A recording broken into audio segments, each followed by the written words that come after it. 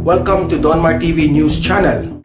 Hindi ko ma-attempt na hindi mag-comment sa ibang pamunuan ng simbahang Roman Catholic, lalong-lalo na sa isa sa mga tinitingala di umano ng spiritual advisor ng El Shaddai. Specifically, kay Bishop Bacani. Now, I'd like to inform Bishop Bacani that don't take it seriously. Nagsalita kayo sa media, hayagan ninyong sinosabi yung mga masasamang record ng mga Marcos. That's why you are against the principle of Brother Mike Villarde to endorse a certain candidate. Na kayo man din po ang nagsabi na hindi po valid because you are not being consulted as a spiritual director ng El Shaddai. Because as a matter of fact, I am not a member of El Shaddai, but I really appreciate the gesture of Brother Mike Villarde. Ngayon, hindi ko kinakalaban ang simbahang Katoliko dito. Pero kung kalabanin ko ang simbahang Romano-Katoliko, who are you to argue me? Because I have a principle when it comes to spirituality, and no one can question that. Okay? Pag sinabi kong simbahan, hindi pangkalahatan, kundi iilan lamang. That bago po yan, ito lang po ang sasabihin ko. Ang simbahang Katoliko, hindi daw nag-iendorso ng mga kandidato. Ngunit maliwanag pa sa sikat ng araw, okay, na maninira sa pagkatao ng isang kandidato na hindi naman po nila gusto. Kaya ang masasabi ko sa mga taong simbahan na ganyan, mga ipokrito, mga salimpapaw. Naintindihan po ninyo? Ipokrito at salimpapaw. Akala ninyo kayo lang yung mga nasasaktan? Nasasaktan din kami. Roman Catholic din kaya ako. But I cannot take already the stand of other religious leader from the Roman Catholic na nakikisawsaw sa usapin ng politika. At kapag napuna kayo, hindi nyo mauunawaan ang sentimento ng taong bayan because you are keep on propagating your principles and ideas that Marcos is not a qualified candidate for presidential election because of a certain issues na until now, puro lang allegations, allegations, and allegations. Pero klarong-klaro, inendorso ng simbahan Katoliko, mahigit 500 mga pari, ang pagkandidato ni Vice President Leni Robredo. So hindi po kayo pinupuna ng taong bayan. Naintindihan po ninyo? Kasi malingid po sa kaalaman, kaya ako nag-message ng ganito. Kaya ako nag-message ng ganito. Punta tayo dyan mamaya. Mga salimpapaw kayo ng mga taga-simbahan. Lalong-lalo na po, I am very sorry.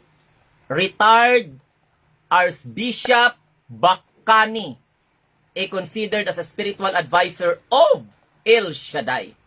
Masasabi ko pong salimpapaw ka, hindi ka totoong makadiyos, hindi alam mo kung bakit, ikaw ang obispo na puot at galit at pagkakanya-kanya ang namamayani sa iyong puso at isipan. Dahil alam mo kung bakit, hindi ka mapagpatawad, hindi ka makamove on. Ginamit ninyo ang simbahang Romano-Katoliko upang i-degrade ang isang kandidatura ng isang tao na tapat ang hangarin para sa bayan. Dahil alam nyo kung bakit? Wala kayong nagawa. Why you did not reprimand those priests who endorses Vice President Leni Robredo in her political ambitions to become the president? Bakit wala kayo? Di ba kung maayos kayo ng mga taga-simbahan, di ba nag-usap-usap kayo, huwag kayo makisawsaw dyan. Kasi baka mamaya, ganito lang yung ating limit. Tanungin ko kayo, ayaw ninyong patakbuhin si si Senator Bongbong Marcos. Ang tanong ko sa inyo, anong natulong ninyo sa bayan? Aber? Maliban sa pagpapakain nyo sa amin ng salita ng Panginoon, na kaya po namin yang kainin sa pamamaraan na alam namin na hindi kami papasok sa loob ng simbahan. At hindi kami susunod sa kung anumang human traditions na pinapatupad ng simbahan. Because in a religious setting, there is what we call divine traditions, and there are some human traditions. What you are doing inside the Church of the Roman Catholic is part of human traditions. Did you get my point, Brother Bacani? Iba ang usapin ng espiritual.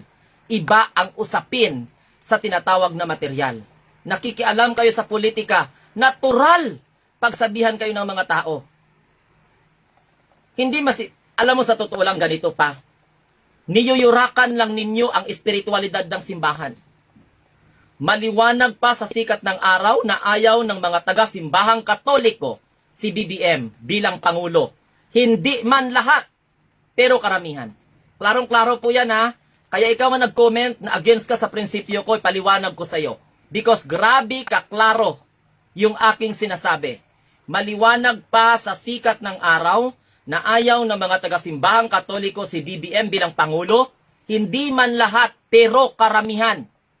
Mamaya, basahin ko yung comment para maintindihan mo.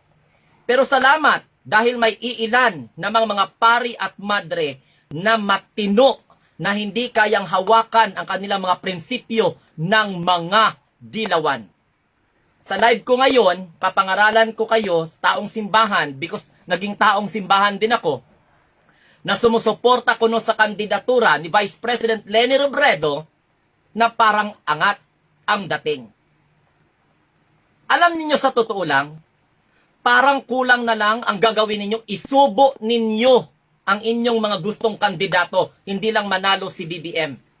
Pero hindi ninyo namamalayan at hindi po ninyo matanggap-tanggap na iyang kandidato ninyo na nagdadala ng dissenting pamumulitiko, sinusuka na ng sambayan ng Pilipino. Kaya kahit na anuman ang sabihin, hindi na po pinapaniwalaan. Bishop Bacani, spiritual advisor ng El Shaddai, pakiusap ko sa iyo bilang munting tinig ng ordinaryong Pilipino, makinig ka. Dahil alam mo kung bakit? Ipapamulat ko sa iyo na baka nakalimutan mong wala kang nagawa para sa ikakaunlad ng bansa. Naintindihan mo? Wala kang ginawa para sa ikaiunlad ng bansa. Maliban sa ngawa-ngawa ng espiritual na salita na hindi na po minsan nakakapanipaniwala. I am very sorry. You are a religious man. I am nothing against you personal. Alam mo, Archbishop Bacani, yung nakikinig ka, ang masasabi ko lang, I am very sorry, ubod ka ng sama. Alam mo kung bakit? Dahil mapanghusga ka. Mapanghusga ka, pinapakita mo sa Pilipino ang puot at galit ay namamayani dyan sa puso mo. Pero baka nakalimutan mo, walang napala ang taong bayan sa iyo. Binihisan ka lang, siinutan ka lang ng puting tela bilang taga-akay ng kaluluwa ng simbahang Katoliko. Sinasabi ko sa inyo. Tapos ngayon, may nag-comment dire. Sabi niya, Sir, in this point, okay, ganito na yung sagot ko sa iyo, Mr. Ruel F. Alberca. Makinig ka, Mr. Ruel F. Alberca. Kasi bago ako nag-live, kino-comment kita. Sabi niya sa akin, Sir, in this point of view, di ako sang-ayon sa iyo. Hindi ang simbahan ang nag-endorso, kundi ang mga ibang kaparian na sakop ng simbahan. Oo nga, hindi nga simbahan. Kaya nga sinasabi ko karamihan, hindi man iilan, di ba? Di ba maliwanag po dyan? Di ba maliwanag po? Sinabi ko, alam nga namang simbahan ng Aglipay ang sabihin ko, di ba? Simbahan Romano-Katoliko. Kaya sinabi ko sa iyo bago ako mag-live, makinig ka na lang sa live ko mamaya para sa iyo ito. Ruel Alberca, maliwanag po sa sikat ng araw na hindi man karamihan pero iilan. As a matter of fact, I express my gratitude to those religious people inside church na hindi nakumbinsi ng mga dilawan na sumusuporta pa ngayon sa kandidatura ni Bongbong Marcos. Wala kayong kinocrutinize. Di ba dapat i-crutinize ninyo ang kandidatura ni Calyodi? Come on. Di ba i-scrutinize ninyo ang kandidatura ni Laila de Lima? Kasi maski obispo pa yan na nag-endorse, di pa rin yan ma-consider na simbahan ang nag-i-endorse. Yes, because that is part of what we call political decision, personal decision. Pero ano ang ginagawa ng simbahan dito sa ating Republika ng Pilipinas? Hindi naman siguro kayo manhid. Hindi naman siguro kayo manhid na nakikialam ang simbahan. Even though sa panahon ni Ferdinand Edralin Marcos, sino bang nagpabagsak sa maayos na pamahala ni Ferdinand Edralin Marcos? Di ba simbahang Romano Katoliko? Pinamumunuan ni late Cardinal Sin? Pag sinabi kong simbahang Romano Katoliko, it doesn't mean that at general. Pero matatangay talaga sa pangalan yun. Ngayon, ikaw, Archbishop Bacani, ano bang gusto mong patunayan? Anong moralidad bang hinahanap ninyo sa isang kandidato? Di ba matagal na kayong pare? Matagal na kayong taga-akay ng espiritual na pamamalakad sa simbahan? Taga-akay ng mga kaluluwa? I cannot really imagine na matake ninyo ang ganyang klaseng principle. Di ba dapat pagpapatawad, paghilom ng sugat, pag-unawa, ang dapat ipangalandakan ninyo? Alam nyo man palang na sinungaling ang record, bakit wala kayong ginawa? Bakit takot kayo mag-file ng kaso kay Bongbong Marcos, kay Ferdinand Edralin Marcos during that time? Bakit hindi ninyo mapipigilang makisawsaw sa politika? Ngayon, ang taong bayan ang magsasagot. Kung ayaw ninyong patakbuhin si BBM, sinong patakbuhin ninyo? Hindi lingid sa kaalaman ninyo ng pare ninyo, 500 na nag-endorse na ng kandidatura ni Vice President Leni Robredo. May narinig ba kayo sa taong bayan? Di ba wala? Because binibigyan kayo ng karapatan. Pero bakit big deal sa inyo ang kandidatura ni BBM? Lahat Katoliko man kaya tayo, tanungin ko kayo, Roman Catholic ba yung mga nanonood dito? Kaya wag niyong sabihin na hindi Roman Catholic because ako as a vlogger, I am a Roman Catholic itself. My religion is Roman Catholic. Why is it that you insinuate na ganun kalaki ang kasalanan ni BBM na until now, wala naman kayong napapala, wala naman kayong napapatunayan? So di ba dapat kaming mga tao ang magdududa sa inyo? Ano ba ang dala ninyo? Pagmamahalan ba? Pagkakaunawaan ba? O hidwaan sa prinsipyo at ideolohiya?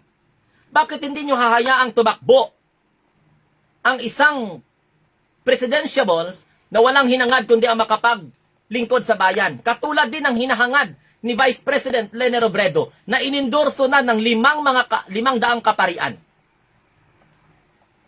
Well, that is good for your candidacy. Sino? Tanungin kita, Archbishop Bacani. I'm asking you, as a representative of the Filipino people who are against your principle, sino ba ang gusto ninyong butuhin? Namin. For example lang, bakit hindi nyo kayang ipangalandakan? May paninindigan man kayo.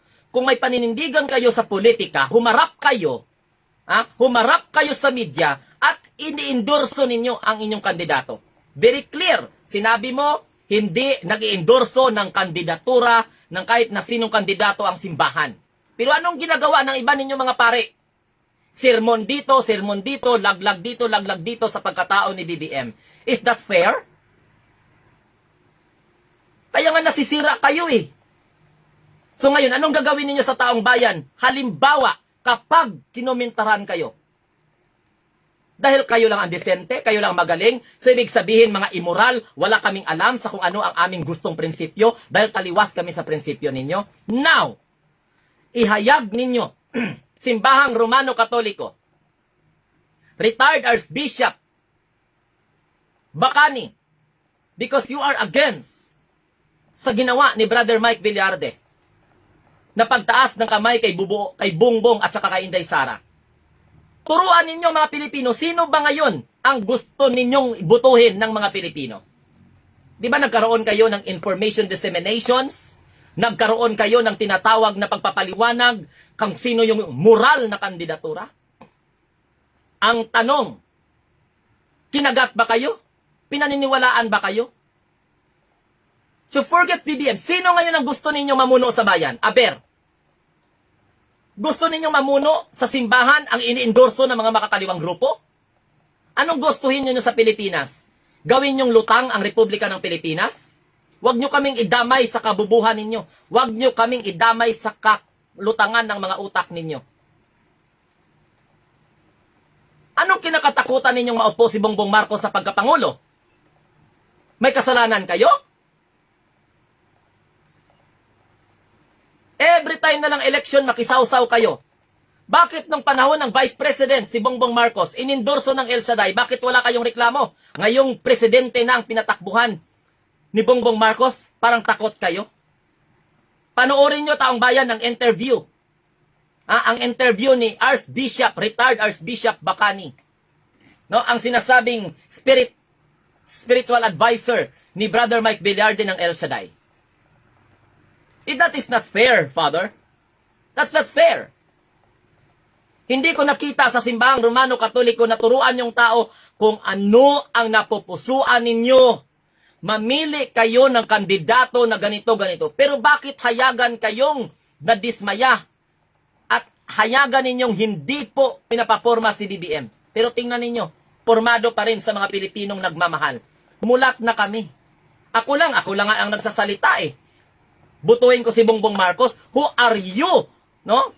Bilang representative ng munting tinig ng ordinaryong Filipino, tanungin ko kayo, taga-simbahan, lalong-lalo na kay Archbishop Bacani, na naghihimutok sa kanyang emosyon, sa kanyang personal, sa kanyang personal na remarks, na hindi daw po yun pangkalahatan ang desisyon ni Brother Mike Pilar.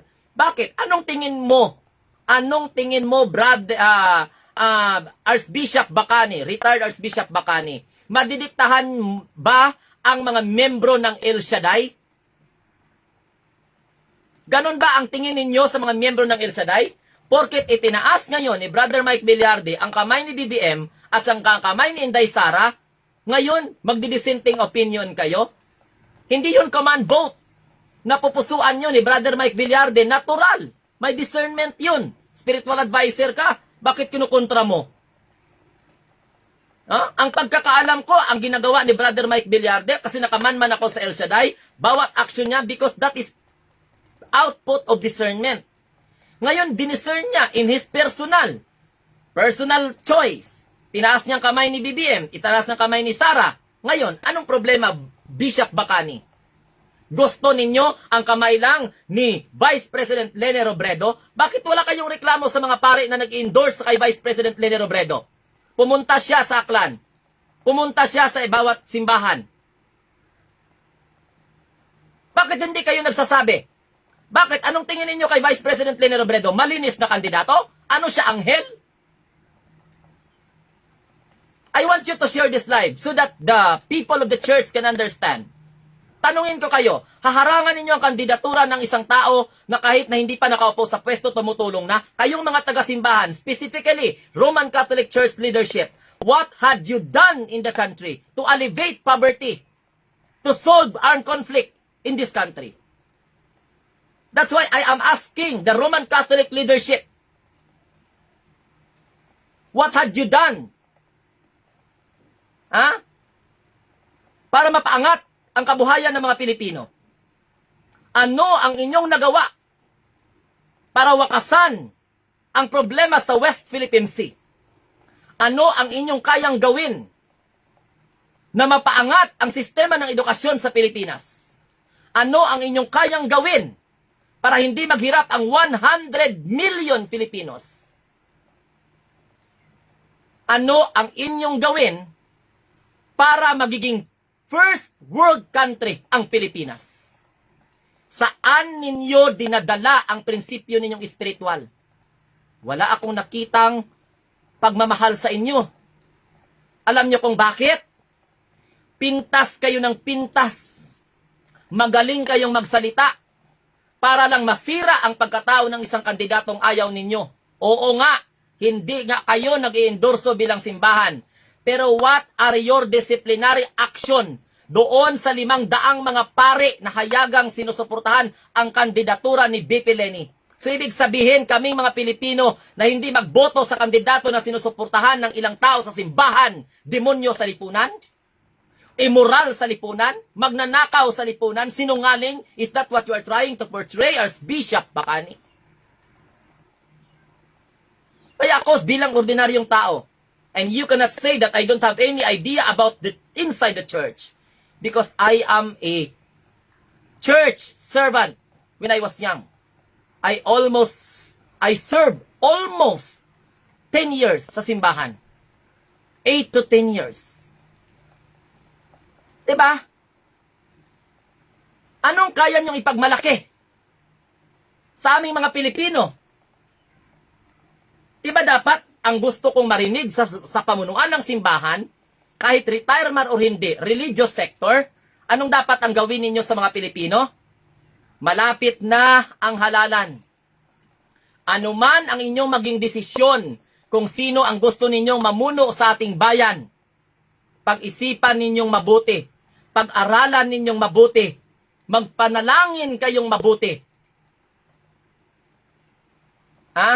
Tanggapin ninyo ng katotohanan na ang pagpili sa magiging leader ng ating bansa sa loob ng 6 na taon ay bahagi ng kinabukasan ng susunod na henerasyon.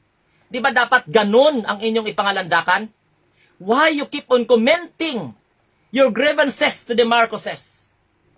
Your past experiences, na kasalanan ninyo yan. Dahil bakit ninyo yan na-experience? Alam nyo sa totoo lang, kaya tanungin ko lang munting tinig ng ordinaryong Filipino, bilang munting tinig ng ordinaryong Filipino, ano ang nagawa mo, Archbishop Bacani, para maibsan ang kahirapan ng bansang Pilipinas? Ganun lang ang question ko sa'yo. Nakikita. So, ibig sabihin, okay lang doon sa 500 mga pare na nag-endorse. Nag-endorse sa kandidatura ni BP Leni? So, ibig sabihin, kapag kandidato ninyo, okay lang. Pero sa amin, siraan ninyo ng siraan. Tapos yung mga ignoranting tao ngayon, maniwala sa inyo? Pero hindi. Alam mo kung bakit? They are already awakened.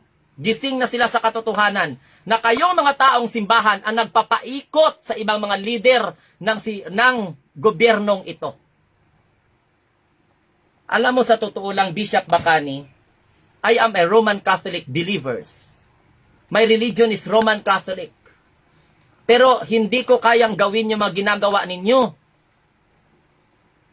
Nasa loob kayo ng simbahan. I am not saying. Kaya ikaw, yan ang comment dito, akala nyo nila lahat. Magiging lahat ng Roman Catholic kasi yan lang man talaga ang role ng Roman Catholic, di ba? I am very sorry, masakit. Kaya wag mong sabihin Roman Catholic ka, nasasaktan ka. Ako, nasasaktan din ako. Alam mo kung bakit? Mas nahihiya nga ako eh. May sakit ako nararamdaman, may hiya pa akong nararamdaman dahil sa ginagawa ng ibang leader sa simbahan. That is why hindi ako nagsisimba. Kaipokrituhan ang ginagawa ng ibang mga pari. Kaya believe ako sa ibang mga pari na may sariling prinsipyo at paninindigan pagdating sa politics. Bakit kayo mga pari? Anong natulong ninyo sa simbahan? Archbishop! Anong natulong ninyo? Diyan kayo sa simbahan. Anong natulong ninyo sa sambayan ng Pilipino? Nag-iba kayo ng landas. Your fight against the candidates is too personal. Pwede ba mag-discuss na lang kayo ng mga ipapaliwanag ninyo dapat ang bawat plataforma di gobyerno ng mga kandidato? Di pa dapat ganun ang gawin? Kung nagawa ng mga kandidato na ito na hindi nag-away-away, lumalaban lang sila, labanan sila sa prinsipyo, at the same time plataforma di gobyerno, platform-based sa debate, kakatapos lang na debate. Bakit ano ang ginagawa ninyo? Nagpapa-interview kayo sa social media as if kayo lang ang may alam. Ibig sabihin kami, wala palang alam. Kung magandang ginagawa ninyo sa simbahan, hindi madali at hindi mahirap. I am very sorry. Hindi mahirap paniwalaan kayo ng mga mamamayan, lalo na yung mga espiritual. Pero anong ginagawa ninyo? You keep on dissenting and dissenting, tapos ikabit ninyo yung mga nakaraan. Kung ano man yung nakaraan, Archbishop Bacani, wala ka nang magagawa doon. Kasi may gusto sa kung anong ginawa ni Marcos, may ayaw sa ginawa ni Marcos. Pero nasa loob kayo ng simbahan. Nasa loob kayo ng simbahan na dapat ang role ninyo magpapaliwanag para maging hindi immoral ang mga Pilipino. Pero nagpapaliwanag kayo para sirain ninyong isang tao at lumabas na disente ang hindi ninyo hayagang sinusuportahan na kandidato. O kaman, may gulay. Kaya tanungin kita, magpa-interview ka. Turuan mo kami kung sino ang gusto ninyong panging pangulo. Diba? Ayaw ninyo na i-endorse ng El Shaddai, si BBM. Sino palang gusto ninyong i-endorse? So kayo ata ang diktador. Do you think basta-basta lang pupunta dyan si BBM at saka si Inday Sara kung walang invitation ng El Shaddai? Alam mo, masakit sa kaloob-looban mo, dahil spiritual advisor ka ng El Shaddai, hindi ka hiningian ng permiso. Paano maghingi sa iyo ng permiso? Spiritual desire po ni Brother Mike Villarde yun. Hindi man yun command. Na okay, botohin nyo talaga ito si BBM at saka si Inday Sara. Narinig nyo ba yan? Di ba hindi? Tapos magpapa-interview kayo sa social media as if mali ang ginawa ni brother. Kung totosin, sampid ka lang sa El Shaddai. Pinili ka lang na magiging spiritual advisor. Bakit? Kung hindi pinapaniwalaan ng tao si Brother Mike Villarde, nagiging El Shaddai ang El Shaddai? Nakikialam kayo eh. Sa tanda na ni Brother Mike Villarde, sa ilang eleksyon na. Ngayon lang kayo magrereklamo? Oh, come on. What is your personal interest, Archbishop Bacani? Now, my question is, why you dissent the decision of Brother Mike Villarde? May narinig ba na inutusan niya ang tao na butuhin si BBM at saka si Inday Sara? Wala. In fairness to Brother Mike Villarde. But I am very much happy because Brother Mike Villarde raised the hand of BBM and Inday Sara. So what's wrong with that? You as a spiritual advisor, you can endorse your own candidate. Why you cannot do it? Because playing safe kayo. Diba? Dahil playing safe kayo. Why you cannot do it? Why you cannot endorse publicly kung sino man yung kandidato na gusto ninyong suportahan? Aber? Total, nakikialam na naman din kayo sa usaping pampolitika. Sige daw, be. Sino bang gusto ninyo na butuhin ang mga tao, Catholic o hindi Catholic? Kasi total, pinapaniwalaan man din kayo, spiritual advisor kayo. My question is, Brother Archbishop Bacani, sino bang gusto ninyong iboto kung hindi namin butuhin si BBM? Sige daw, be. Sige daw. I-share nyo daw to para makaabot ito sa pamunuan ng simbahang Katoliko. And you cannot reprimand us. Why? Simbahan kayo eh. Kung si Pope John Paul II, pinatawad niya ha. Ako, I will educate you, Brother Mike, Father Archbishop. Pader pala, kasi akala ninyo untouchable kayo. Yan ang tingin niya sa simbahan eh, untouchable. Religious people consider themselves as untouchable. Okay, sige, tanong ko kayo. Tanungin kita. Kung ang leader ng simbahan, the late Pope John Paul II, forgive yung gustong pumatay sa kanya, ikaw anong ginawa mo? Archbishop ka man kaya? Nasobrahan ka, kasuyop ka, maayong balita sa Biblia? Nasobrahan kayo ng hit-hit ng mga salita ng Panginoon? Na lumagpas na kayo sa ganyang klase? Wala na sa inyo yung hindi ko na nakikita, hindi ko na na-receive naaano sa simbahan yung ganyang klase na okay, ano man ang nangyari. Forget the past. Move on. Iba yung noon, iba yung ngayon. Archbishop Bacani. Did you understand that? Why you keep on telling? Para lang na marinig? Para lang na magsikat ka? Para lang na, oo, okay, kayo lang kasi porket spiritual advisor kayo? Kayo lang ang may alam kung ano yung tama at mali. Yung hindi magboto kay BBM, mga mali pala yan sila. Kayo na magboboto doon sa gusto ninyo, mga tama kayo, mga perpekto kayo, mga disinte kayo. Anong ginawa ng kandidato ninyo? Kaya alam nyo, malakas. Kaya nga tanungin kita, total hindi ka man nag-endorse. Pero hayagan na in-endorse ng ibang mga religious leader, mga pare specifically, 500 pare ang nag-endorse kay Vice President Leni Robredo. What are your comment about them? If you are a good example as a spiritual leader of the church where I belong, choice nila yon. So therefore, Brother Mike Villarde has also a choice. May choice ka rin. Kontrahin mo lang. Ang bayan ang mag-decide.